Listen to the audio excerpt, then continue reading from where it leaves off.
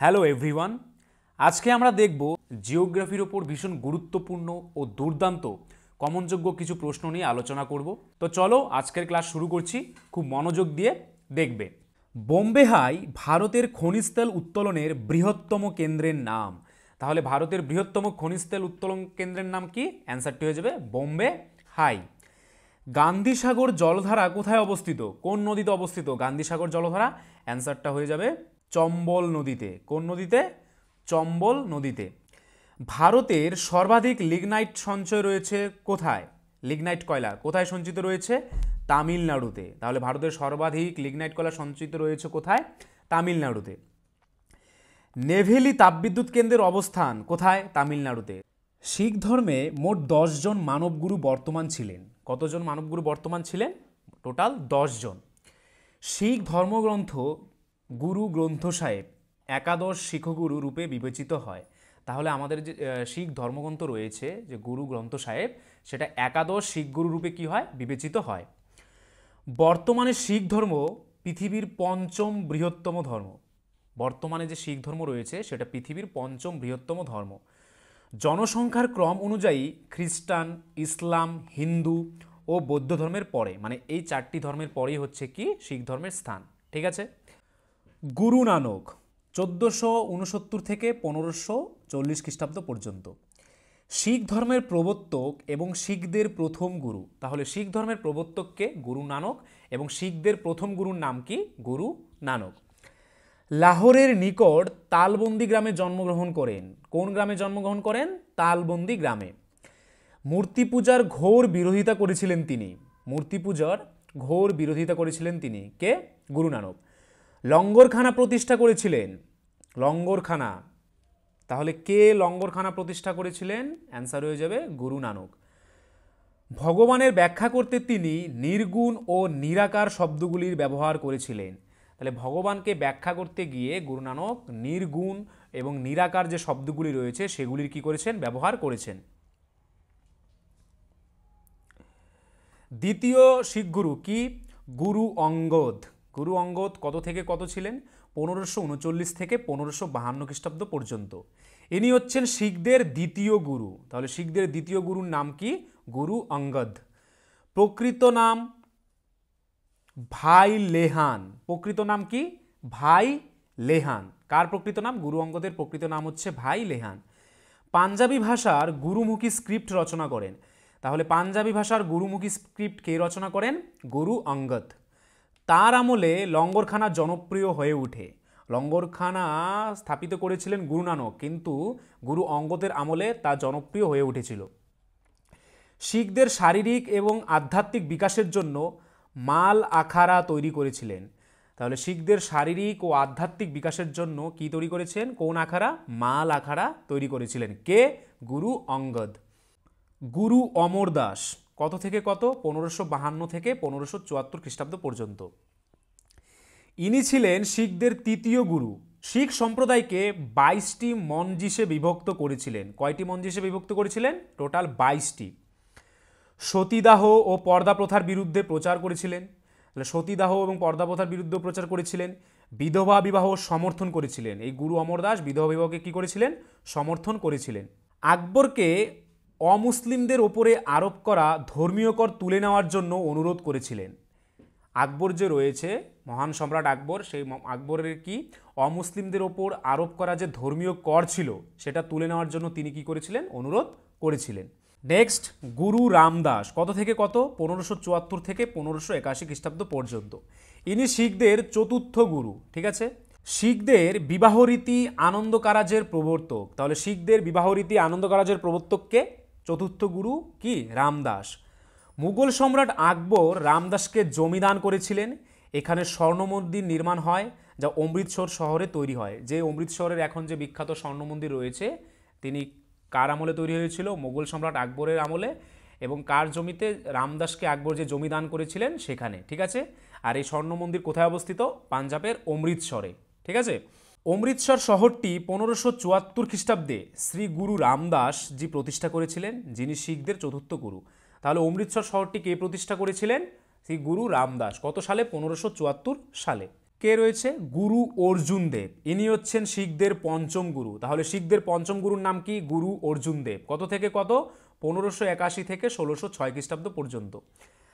আদি গ্রন্থ রচনা করেছিলেন, তাহলে আদি গ্রন্থ কে রচনা করেছিলেন? গুরু অর্জুন দেব। অমৃতসর এবং কর্তারপুরের নির্মাণ কার্য সম্পন্ন করেছিলেন এই গুরু অর্জুন দেব। অমৃতসর এবং কর্তারপুরের নির্মাণ কার্য সম্পন্ন করেছিলেন কে? গুরু অর্জুন দেব। জাহাঙ্গীরের বিদ্রোহী পুত্র খসরুকে সাহায্য করার জন্য জাহাঙ্গীর গুরু অর্জুন দেবকে হত্যা করেন। তাহলে গুরু অর্জুন দেবকে বা শিখদের পঞ্চম গুরুকে কে হত্যা করেন? জাহাঙ্গীর। কিসের জন্য হত্যা করেন? তার বিদ্রোহী পুত্র খসরুকে সাহায্য করার অপরাধে। নেক্সট, গুরু হরগোবিন্দ। কত থেকে কত? 1606 থেকে 1644 খ্রিস্টাব্দ পর্যন্ত। ইনি হলেন শিখদের ষষ্ঠ গুরু। কে? গুরু হরগোবিন্দ।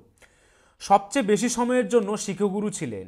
তাহলে শিখদের যে ধর্মগুরুগুলো রয়েছেন তাদের মধ্যে সবচেয়ে বেশি সময়ের জন্য শিখগুরু কে ছিলেন? গুরু হরগোবিন্দ। শিখদের একটি সামরিক জাতিতে পরিণত করেছিলেন। এই যে শিখ সম্প্রদায়, তাকে একটি কি সামরিক জাতিতে পরিণত করেছিলেন। মুঘল সেনাদের পরাস্ত করেন। কি করেন? মুঘল সেনাদের পরাস্ত করেন এবং কোন উপাধি নেন? সাচ্চা পাতশাহ। সাচ্চা পাতশাহ উপাধি নেন। ঠিক আছে? কে? গুরু হরগোবিন্দকে সাচ্চা পাতশাহ বলা হয়। তার রাজধানী কর্তারপুর স্থানে স্থাপন করেন। তাহলে তার রাজধানী কোথায়? কর্তারপুরে স্থাপন করেন। শিখদের কাছে মিরি ও পিরি দুটি চাকু, এই মিরি ও পিরি হচ্ছে কি দুটি চাকু রাখার উপদেশ দেন। আমরা দেখি এই যে শিখরা রয়েছে পাঞ্জাবিরা, তাদের কিন্তু কোমরের সাইডে দুটো চাকু থাকে। ঠিক আছে? সেই চাকু দুটির নাম কি? মিরি ও পিরি। আর এই দুটো চাকু রাখার কে নির্দেশ দেন? এই গুরু হরগোবিন্দ। ঠিক আছে? গুরু হররায়। গুরু হররায় কত থেকে কত? 1644 থেকে 1661 খ্রিস্টাব্দ পর্যন্ত। ইনি শিখদের সপ্তম গুরু। ঠিক আছে?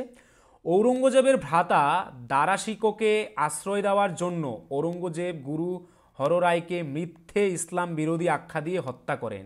তাহলে গুরু হররায়কে কে হত্যা করেন? ঔরঙ্গজেব। ঠিক আছে?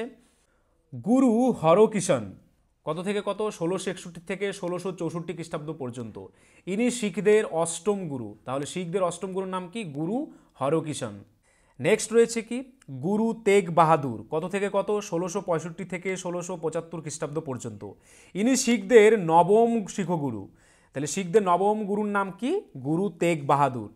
বিহার ও আসামে শিখ ধর্ম প্রচার করেন। ইনি বিহার ও আসামে কি শিখ ধর্ম প্রচার করেন। বান্দা বাহাদুরকে শিখ সেনার প্রধান হিসেবে নিয়োগ করেন। বান্দা বাহাদুরকে শিখ সেনার প্রধান হিসেবে নিয়োগ করেন এই গুরু তেগ বাহাদুর। ঔরঙ্গজেবের বিরুদ্ধে বিদ্রোহ ঘোষণা করেন। দিল্লির চাঁদনি চকে জনসাধারণের সমক্ষে ঔরঙ্গজেব তেগ বাহাদুরকে শিরচ্ছেদ করে হত্যা করেন।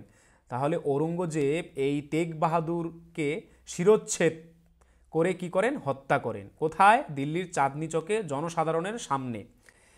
তেগ বাহাদুরকে যেখানে হত্যা করা হয়েছিল সেখানে বর্তমানে সিসগঞ্জ শাহির গুরুদ্বার রয়েছে। কি? সিসগঞ্জ শাহির গুরুদ্বার রয়েছে। নেক্সট, গুরু গোবিন্দ সিং 1675 থেকে 1708 খ্রিস্টাব্দ পর্যন্ত। ইনি ছিলেন শিখদের দশম গুরু। কততম গুরু? 10তম গুরু। মনুষ্যরূপে শিখদের শেষ গুরু এবং মনুষ্যরূপী শিখদের শেষ গুরুর নাম হচ্ছে কি? গুরু গোবিন্দ সিং। পাটনায় জন্মগ্রহণ করেছিলেন। খালসা প্রথার প্রবর্তন করেছিলেন। তাহলে গুরু গোবিন্দ সিং কোন কথার প্রবর্তন করেছিলেন? খালসা প্রথা। ঠিক আছে? তিনি দশম পাতশাকা গ্রন্থ রচনা করেছিলেন। তিনি দশম পাতশাকা গ্রন্থ কি করেছিলেন? রচনা করেছিলেন। শিখদের পঞ্চনীতি কি কি? দাড়ি রাখা, পাগড়ি পরা, কৃপান রাখা ইত্যাদির প্রবর্তন করেন। যে শিখদের যে পঞ্চনীতি রয়েছে তিনি এই পঞ্চনীতির প্রবর্তন কে করেছিলেন? গুরু গোবিন্দ সিং।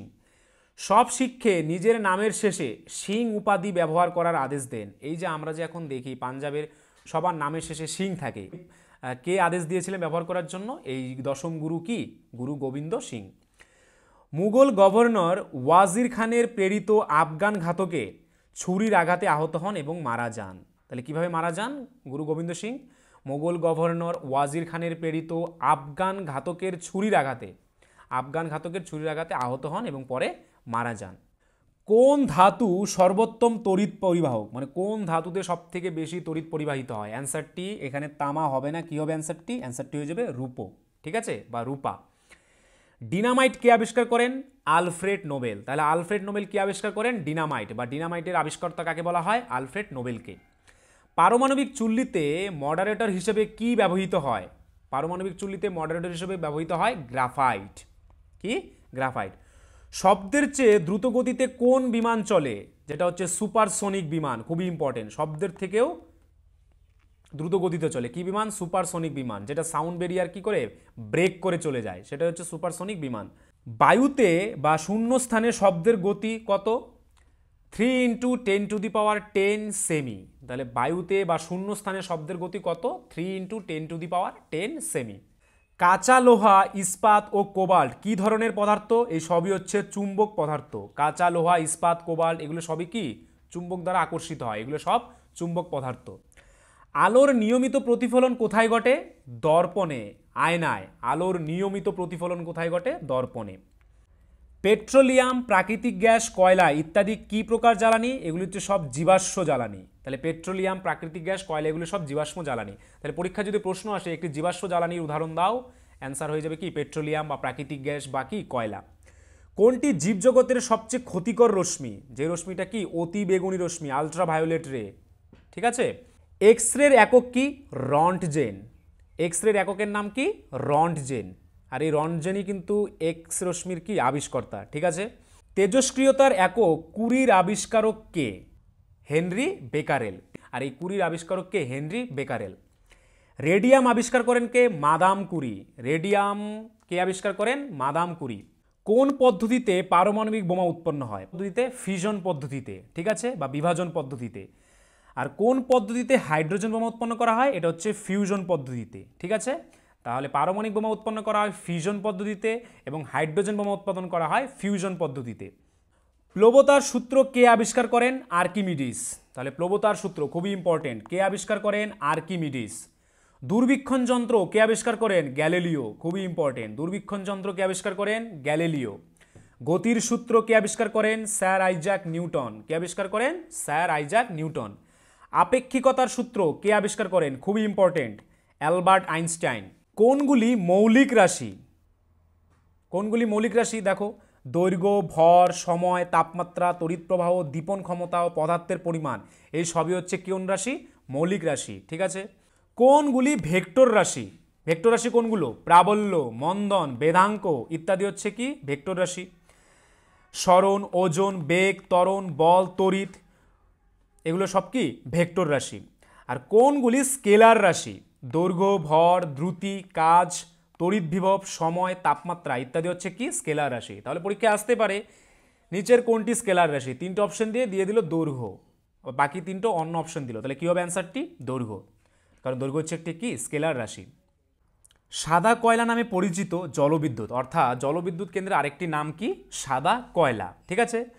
পুনর্ভব সম্পদ বলতে বোঝায় কি? বোঝায় সুনির্দিষ্ট ব্যবস্থাপনার মাধ্যমে যেগুলি পুনঃসৃজন সম্ভব সেগুলিকে হয় পুনর্ভব সম্পদ। অধিকাংশ পরিমাণে কয়লা পাওয়া যায় কোন শিলাতে? পাললিক শিলাতে। তাহলে কোন শিলাতে সবথেকে বেশি পরিমাণ কয়লা পাওয়া যায়? অ্যান্সারটি হয়ে যাবে পাললিক শিলা। ভারতের প্রাচীনতম পারমাণবিক বিদ্যুৎ কেন্দ্রের নাম কি? তারাপুর। তাহলে ভারতের প্রাচীনতম পারমাণবিক কেন্দ্রের নাম কি? অ্যান্সারটি হয়ে যাবে তারাপুর। ইদুক্কি তাপবিদ্যুৎ কেন্দ্রের অবস্থান কোথায়? কেরালায়। তাহলে ইদুক্কি তাপবিদ্যুৎ কেন্দ্র কোথায় অবস্থিত? কেরালাতে। তপবন ও বিষ্ণুপুর জলবিদ্যুতের অবস্থান কোথায়? উত্তরাখণ্ডে। তাহলে তপবন ও বিষ্ণুপুর যে জলবিদ্যুৎ কেন্দ্র রয়েছে তার অবস্থান কোথায়? কোথায় অবস্থিত? অ্যান্সারটি হয়ে যাবে উত্তরাখণ্ডে। ভারতে যেখানে অসংখ্য কয়লা খনি আছে, ভারতের যেখানে অসংখ্য কি রয়েছে? কয়লা খনি, তাকে কি বলা হয়? দামোদর উপত্যকা। তাহলে দামোদর উপত্যকায় ভারতের সবচেয়ে বেশি কি রয়েছে? কয়লা খনি। ভারতের সবথেকে পুরাতন তৈল খনির নাম কি? ডিগবয়। তাহলে ডিগবয় হচ্ছে ভারতের সবথেকে পুরানো তৈল খনি। ঠিক আছে।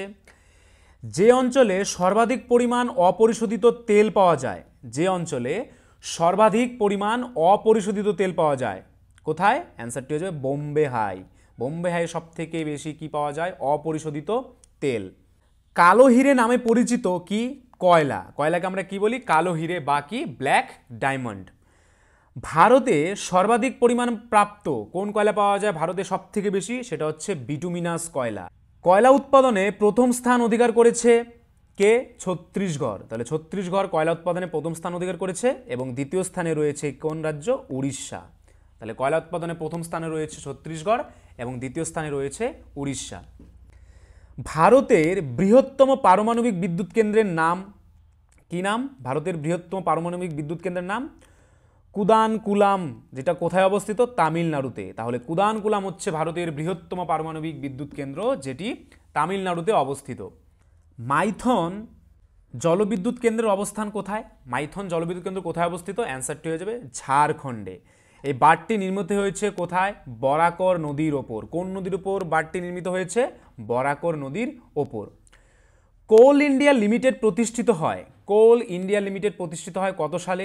1975 সালে কোল ইন্ডিয়া লিমিটেড প্রতিষ্ঠিত হয়।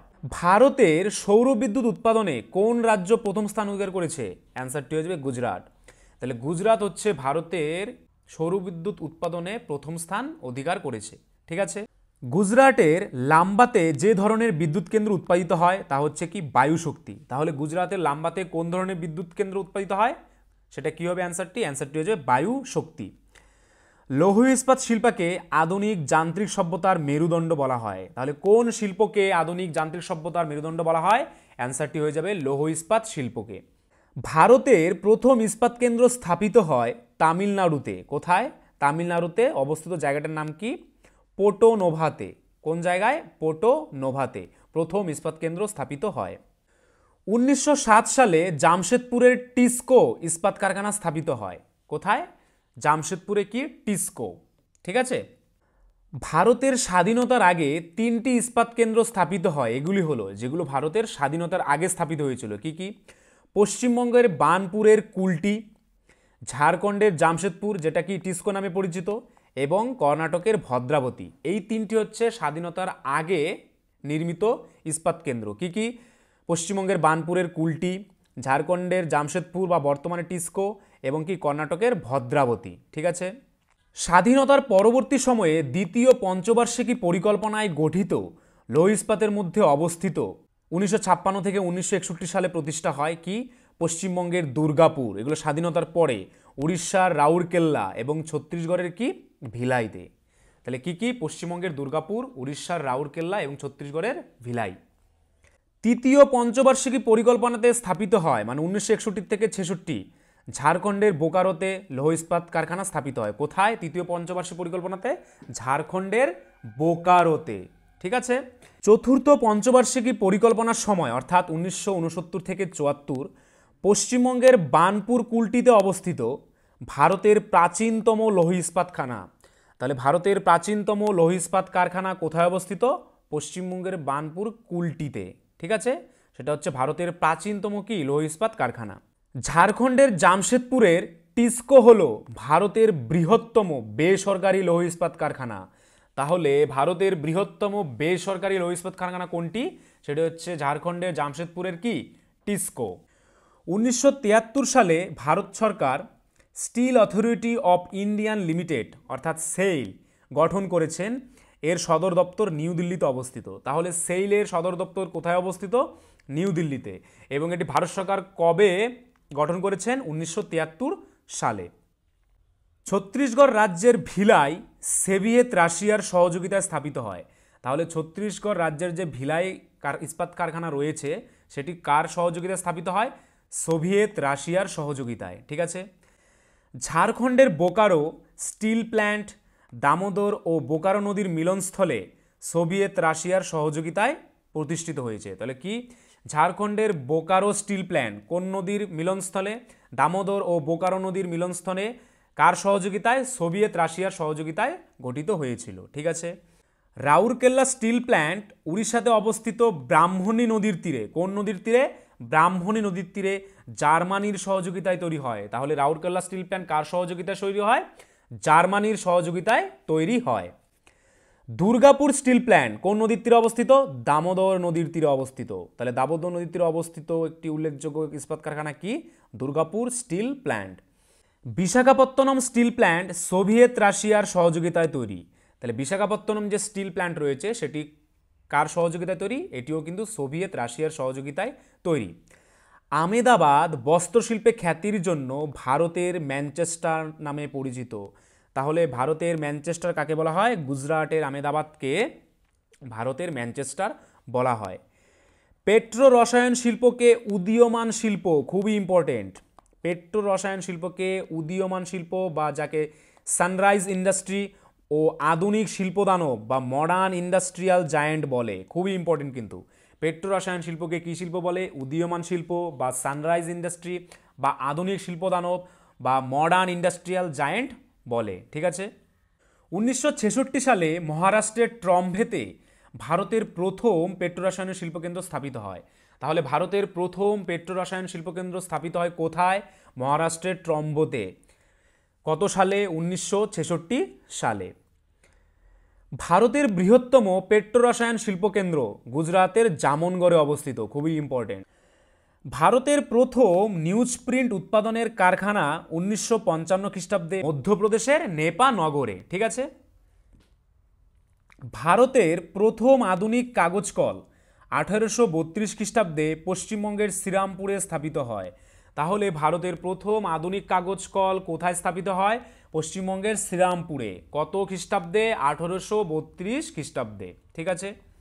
মহারাষ্ট্র চিনি উৎপাদনে ভারতে প্রথম স্থান অধিকার করেছে।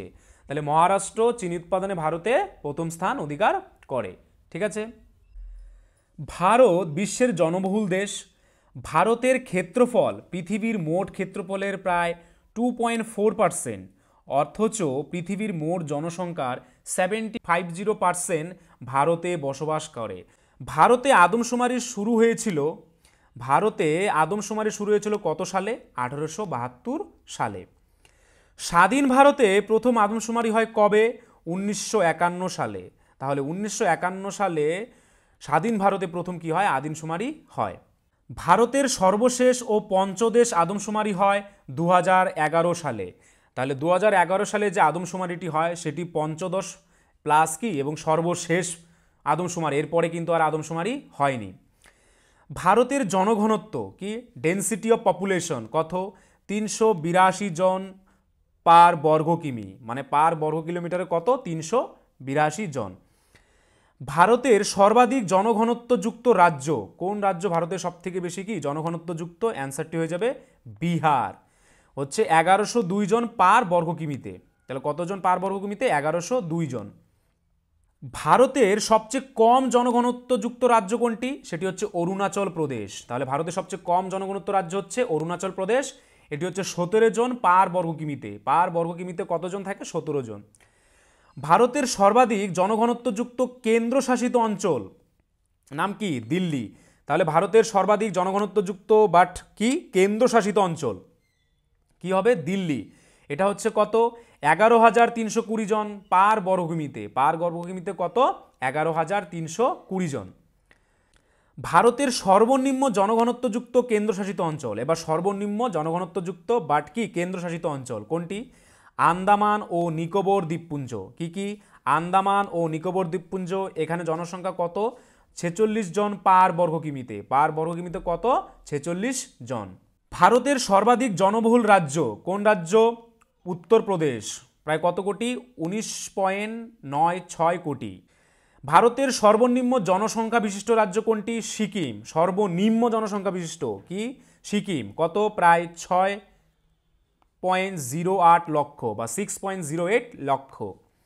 ভারতের সর্বাধিক জনবহুল কেন্দ্রশাসিত অঞ্চল।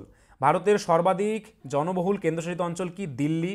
প্রায় 1.7 কোটি। কত? প্রায় 1.7 কোটি। ভারতের সবথেকে কম জনসংখ্যা বিশিষ্ট কেন্দ্রশাসিত অঞ্চল কি? ভারতের সবথেকে কম জনসংখ্যা বিশিষ্ট এবং কি কেন্দ্রশাসিত অঞ্চল কি হবে? লাক্ষাদ্বীপ ও মিনিকয়। লাক্ষাদ্বীপ ও মিনিকয় হচ্ছে ভারতের সবথেকে কম জনসংখ্যা বিশিষ্ট কেন্দ্রশাসিত অঞ্চল। ভারতের সর্বাধিক জনসংখ্যা বৃদ্ধির হার বিশিষ্ট রাজ্য কি? মেঘালয়। তাহলে ভারতের সর্বাধিক জনসংখ্যা বৃদ্ধির হার বিশিষ্ট রাজ্য হচ্ছে মেঘালয়। আর ভারতের সর্বনিম্ন জনসংখ্যা বৃদ্ধির হার বিশিষ্ট রাজ্য কোনটি? এটি হচ্ছে নাগাল্যান্ড, মানে ঋণাত্মক, মানে খুবই কম। ভারতের সর্বাধিক জনসংখ্যা বৃদ্ধির হার বিশিষ্ট কেন্দ্রশাসিত অঞ্চল কোনটি? ভারতের সর্বাধিক জনসংখ্যা বৃদ্ধির হার বিশিষ্ট কেন্দ্রশাসিত অঞ্চল দাদরা ও নগর হাভেলি। কি কি? দাদরা ও নগর হাভেলি। আর ভারতের সর্বনিম্ন জনসংখ্যা বৃদ্ধির হার বিশিষ্ট কেন্দ্রশাসিত অঞ্চল কোনটি? লাক্ষাদ্বীপ। তাহলে ভারতের সর্বনিম্ন জনসংখ্যা বৃদ্ধির হার বিশিষ্ট কেন্দ্রশাসিত অঞ্চল কি? এটি অ্যান্সার হয়ে যাবে লাক্ষাদ্বীপ। লিঙ্গ অনুপাত, ভারতের লিঙ্গ অনুপাত প্রতি 1000 জন পুরুষ পিছু নারীর সংখ্যা হচ্ছে 940 জন, মানে প্রতি 1000 জন পুরুষ পিছু রয়েছে নারী কত? 940 জন। লিঙ্গ অনুপাত সর্বাধিক রাজ্য কোনটি? কেরল, যেখানে প্রতি 1000 পুরুষে নারীদের সংখ্যা বা মহিলার সংখ্যা কত? 1084 জন। ঠিক আছে। লিঙ্গ অনুপাতের সর্বনিম্ন রাজ্য কোন রাজ্য? হরিয়ানা, যেখানে প্রতি 1000 পুরুষে নারীর সংখ্যা কত? মহিলার সংখ্যা 879 জন, মানে খুবই কম। লিঙ্গ অনুপাত সর্বাধিক কেন্দ্রশাসিত অঞ্চল, তাহলে লিঙ্গ অনুপাত সর্বাধিক কেন্দ্রশাসিত অঞ্চলটির নাম কি? পুদুচেরি বা পুদুচেরি, যেখানে প্রতি 1000 পুরুষে নারীর সংখ্যা কত? 1038 জন। ঠিক আছে। লিঙ্গ অনুপাত এবার সর্বনিম্ন কেন্দ্রশাসিত অঞ্চল কি কি? দমন ও দিউ। কোন দুটি? দমন ও দিউ। এখানে নারীর সংখ্যা খুবই কম রয়েছে কত? 618, এবং 1000 জন পুরুষের মধ্যে নারীর সংখ্যা কত? 618 জন। সর্বাধিক লিঙ্গ অনুপাত সম্পন্ন জেলা, এবার দেখব সর্বাধিক লিঙ্গ অনুপাত সম্পন্ন জেলা কি? মাহে। কোন রাজ্যের? পুদুচেরি রাজ্যের মাহে। সর্বনিম্ন লিঙ্গ অনুপাত সম্পন্ন জেলা কি? দমন। কোথায়? দমন ও দিউয়ের কি? দমন। সর্বনিম্ন লিঙ্গ অনুপাত সম্পন্ন জেলা। ঠিক আছে। শিশুদের মধ্যে সর্বাধিক লিঙ্গ অনুপাত বিশিষ্ট রাজ্য কি? মিজোরাম। এবার বলছে শিশুদের মধ্যে সর্বাধিক লিঙ্গ অনুপাত বিশিষ্ট রাজ্য কি? মিজোরাম। এখানে প্রতি 1000 শিশুতে, পুরুষ শিশুতে মেয়ে শিশু রয়েছে কতজন? 971 জন। ঠিক আছে। শিশুদের মধ্যে সর্বনিম্ন লিঙ্গ অনুপাত বিশিষ্ট রাজ্য কি? হরিয়ানা, যেখানে প্রতি 1000 পুরুষ শিশুতে মেয়ে শিশু রয়েছে কত? 830 জন। ঠিক আছে। শিশুদের মধ্যে সর্বনিম্ন লিঙ্গ অনুপাত বিশিষ্ট কেন্দ্রশাসিত অঞ্চল সেটি কি? দিল্লি। তাহলে শিশুদের মধ্যে সর্বনিম্ন লিঙ্গ অনুপাত বিশিষ্ট বাট কি? কেন্দ্রশাসিত অঞ্চল সেটি হচ্ছে কি? দিল্লি। এখানে পরিমাণটা কত? প্রতি 1000 শিশু, ছেলে শিশুর মধ্যে 866 জন হচ্ছে মেয়ে শিশু। ঠিক আছে।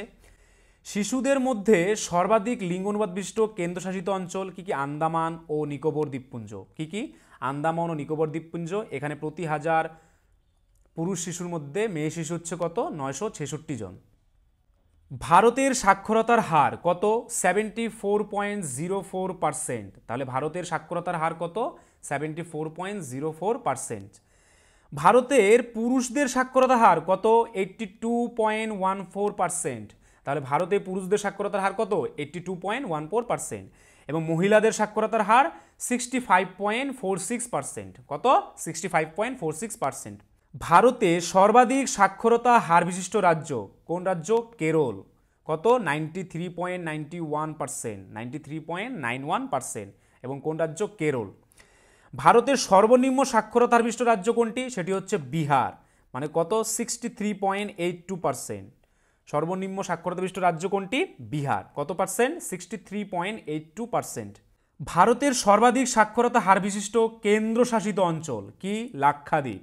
ভারতের সর্বাধিক সাক্ষরতা হার বিশিষ্ট কেন্দ্রশাসিত অঞ্চল কোনটি? লাক্ষাদ্বীপ। এখানে পার্সেন্টেজ কত? 92.28%, 92.28%। ভারতে সর্বনিম্ন সাক্ষরতার হার বিশিষ্ট কেন্দ্রশাসিত অঞ্চল কি কি? দাদরা ও নগর হাভেলি। এখানে কত পার্সেন্টেজ রয়েছে? 77.65%, 77.65%। ভারতে সর্বাধিক মহিলাদের সাক্ষরতার হার বিশিষ্ট রাজ্য, এবার বলছে যে ভারতের সর্বাধিক মহিলাদের সাক্ষরতার হার বিশিষ্ট রাজ্য কোন রাজ্য? কেরল, যেখানে পার্সেন্টেজ কত? 91.98 অথবা 91.98%। ঠিক আছে। ভারতে সর্বনিম্ন মহিলাদের সাক্ষরতার হার বিশিষ্ট রাজ্য কি? সর্বনিম্ন মহিলাদের সাক্ষরতা হার বিশিষ্ট রাজ্য কি? রাজস্থান। কত? 52.66%। ভারতে সর্বাধিক মহিলাদের সাক্ষরতার হার বিশিষ্ট কেন্দ্রশাসিত অঞ্চল, ভারতে সর্বাধিক মহিলাদের সাক্ষরতার হার বিশিষ্ট কেন্দ্রশাসিত অঞ্চল কোনটি? লাক্ষাদ্বীপ। প্রায় কত? 88.25%, 88.25%। ভারতে সর্বনিম্ন মহিলাদের সাক্ষরতা হার বিশিষ্ট কেন্দ্রশাসিত অঞ্চল, সর্বনিম্ন মহিলাদের সাক্ষরতার হার বিশিষ্ট এবার বলছে কেন্দ্রশাসিত অঞ্চল কি কি? দাদরা ও নগর হাভেলি। কত পার্সেন্ট? 65.93%, 65.93%। টোডা উপজাতি কোথায় দেখা যায়? নীলগিরি পার্বত্য অঞ্চলে দেখা যায়। তাহলে নীলগিরি পার্বত্য অঞ্চলে কোন উপজাতি দেখা যায়? টোডা উপজাতি। বায়ুমণ্ডলের সর্বনিম্ন স্তরের নাম কি? ট্রোপোস্ফিয়ার। তাহলে বায়ুমণ্ডলের সর্বনিম্ন স্তরের নাম কি? ট্রোপোস্ফিয়ার। এক্সোস্ফিয়ার কি? এটি আমাদের বায়ুমণ্ডলের ওপরের সীমা। আমাদের বায়ুমণ্ডলের ওপরের সীমার নাম কি? এটি হয়ে যাবে কি? এক্সোস্ফিয়ার। এটি থার্মোস্ফিয়ারের শীর্ষে থাকে। 10,000 কিলোমিটার বা এটা কি 6,200 মাইল পর্যন্ত বিস্তৃত, মানে ভূপৃষ্ঠ থেকে 10,000 কিলোমিটার বা 6,200 মাইল পর্যন্ত বিস্তৃত। থার্মোস্ফিয়ার মানে কি? এক্সোস্ফিয়ারের নিচের স্পিয়ারটা, মানে নিচের স্তরটা। এক্সোস্ফিয়ার হচ্ছে হাইয়েস্ট, তাহলে এটা হচ্ছে এক্সোস্ফিয়ারের একটু নিচের যে স্তরটা সেটা হচ্ছে কি? থার্মোস্ফিয়ার। থার্মোস্ফিয়ারটি মেসোস্ফিয়ারের ঠিক ওপর থেকে শুরু হয়। কোন স্তর থেকে শুরু হয়? মেসোস্ফিয়ার স্তর থেকে, এবং এটি 600 কিলোমিটার পর্যন্ত বিস্তৃত হয়, 372 মাইল পর্যন্ত বিস্তৃত হয়। ঠিক আছে, তাহলে ভূপৃষ্ঠ থেকে এই থার্মোস্ফিয়ার উচ্চতা কত? 600 কিলোমিটার। ঠিক আছে, গেল থার্মোস্ফিয়ার। অরোরা এবং স্যাটেলাইট এই স্তরে ঘটে। এই যে অরোরা, বিভিন্ন যে আমরা মানে লাইট বা অরা দেখতে পাই এবং স্যাটেলাইট দেখতে পাই, সেটি এই স্তরেই থাকে। ঠিক আছে, এরপর কি রয়েছে? মেসোস্ফিয়ার, মানে এটা কি? থার্মোস্ফিয়ারের নিচের স্তর। এটা হচ্ছে কি স্ফিয়ার? মেসোস্ফিয়ার। মেসোস্ফিয়ারটি স্ট্র্যাটোস্ফিয়ারের ঠিক ওপর থেকে শুরু হয়। স্ট্র্যাটোস্ফিয়ারের ঠিক ওপর থেকে শুরু হয় এবং 85 কিমি পর্যন্ত বিস্তৃত। কত কিলোমিটার পর্যন্ত বিস্তৃত? 85 কিলোমিটার পর্যন্ত বিস্তৃত। এই স্তরে উল্কা পুড়ে যায়, মানে মহাকাশ থেকে যদি কোনো উল্কা আসে সেটা এই স্তরে কি হয়ে যায়? পুড়ে যায়। ঠিক আছে, কোন স্তরে? তাহলে প্রশ্ন আসতে পারে যে কোন স্তরে উল্কা পুড়ে ছাই হয়ে যায়? কী হবে অ্যান্সারটি?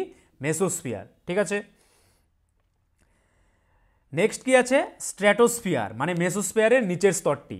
স্ট্র্যাটোস্ফিয়ারটি ট্রপোস্ফিয়ারের ঠিক ওপর থেকে শুরু হয়, মানে প্রায় 50 কিলোমিটার পর্যন্ত বিস্তৃত। ঠিক আছে, বা 31 মাইল উচ্চতায় বিস্তৃত। এই স্তরটিতে ওজোন স্তর রয়েছে। ওজোন স্তর বা ওজোন হোল O3, যা সূর্যের অতিবেগুনি বিকিরণ শোষণ করে এবং ছড়িয়ে দেয়। কি? আলট্রাভায়োলেট রে যেটা রয়েছে, ঠিক আছে, সেটা কোথায় দেখা যায়? এখানেই রয়েছে, ওজোন স্তরে। ঠিক আছে, আর এই ওজোন স্তরটি কোথায় রয়েছে? স্ট্র্যাটোস্ফিয়ারে। স্ট্র্যাটোস্ফিয়ার অঞ্চলে ঝড় বৃষ্টি না থাকায় স্ট্র্যাটোস্ফিয়ারকে শান্তমণ্ডল বলা হয়। তাহলে কোন স্তরকে শান্তমণ্ডল বলা হয়? কী হবে অ্যান্সারটি? স্ট্র্যাটোস্ফিয়ার।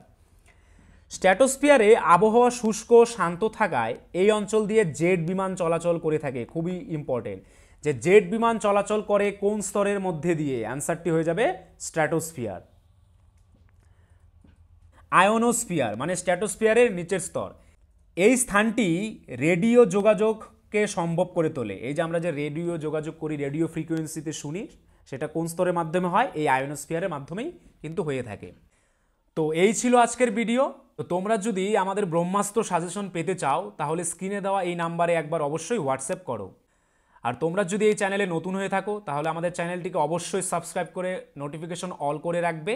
আর আজকের এই ভিডিওর PDF পেতে গেলে আমাদের টেলিগ্রাম চ্যানেলে জয়েন করে নাও, যেটা লিঙ্ক ইন ডিসক্রিপশনে দেওয়া রয়েছে।